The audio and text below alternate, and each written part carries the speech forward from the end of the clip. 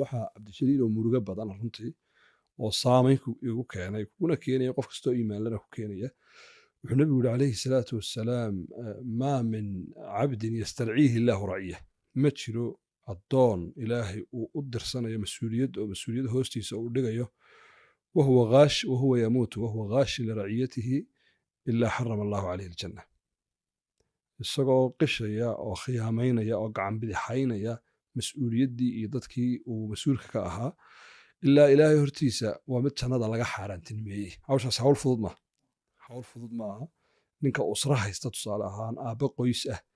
ee qoyskiisa aan u xalaal miirin u cadaalad yeelin siday tahay saxda uu u arka aan u dhaqin maalan iyagoo xadka dhaafayo diintii meel kaga dhacaya iska dhaafa xaq uu siin karayo uu wax u tari karayo iska dayaca wax kaloo uu u samayn karayo iska dayaca ilaa ilaahay hortiisa waa mid jannada laga xarimay waa xadiis runtii murugadiisa leh culayskiisa leh diinteennu siyaabo fara badan bay inoogu bartay ama inoogu qeexday xadiidka mar horena aan carabka ku dhufanay baa ka mid ah oo culammadu ay soo geliyaan 40 xadiis ee diintuba ay ku wareegto kullukum mas'uulun wa kullukum mas'uulun can raciyatihi nabigu calayhi salaatu wasalaam halkaa kuma daynina haddana uu kusii dhaadhacayo mid baa loo tilmaamay ninku wuxuu mas-uul ka yahay qoyskiisa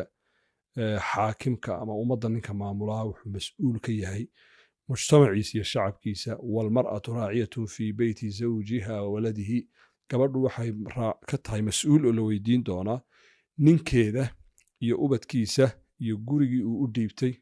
maxay ka yeesho xaggay marisay in badan waynu aragnaa iyadoo ninka lagu canaananayo maalan mas-uuliyaddii gurigiisa ayuu dayacay biilkiibuu bixin waayey wuu masruufi waayey waana sax weeye in lagu canaantaa waa mas-uuliyadu gabay xagga kale laakiin inta badan laguma baraarugo in gabadha lafteedu ay ku baraarugsanaatay in ilaahay hortii su-aalaha la weydiin doono usradaadii qoyskaagii odaygaagii noloshii uu ku siiyey wixii hortaada yaallay xaggaad marisay seed yeeshay seed ula dhaqantay waa mas-uuliya amaama allahi subxaana wa tacaala dadku dabcan waxbay kala taban karaan inaku ma nihin garsoor soomaalidu badanaa marka way isku dhacdhacaan qoysasku way isku dhacaan ubad iyo aabihii baa kala maqan tusaale ahaan nin iyo odaygeedii baa kala maqan mashaakil baa jira aabba ubadkiisu kala maqan yihiin waay taas waa arrimo garsoor oo badanaa fatwada iyo garsoorku waa kala laba marar badan baa dadku markay telefoonka kaa soo garaacayaan baa waxay soo weydiiyaan telefoon buu soo qabsanaya ama gabadh baa kusoo garaacaysa waxay ku weydiinaysaa arrin iyada iyo qof kale u dhexeeya sheekhow saasaa dhacday saasuu ninkii igu yiri saasuu igu yiri maxaa xala markaase waxaan ku idhahdaa arrimahaas waa garsoor waa jistays wey fatwada waa qofka iyo ilaahay waxaa ka dhexeeya ayaa telefoon lagaga jawaabi karaa sheekhow cibaadadaasa iga xumaatee saan yeelaa saa yeel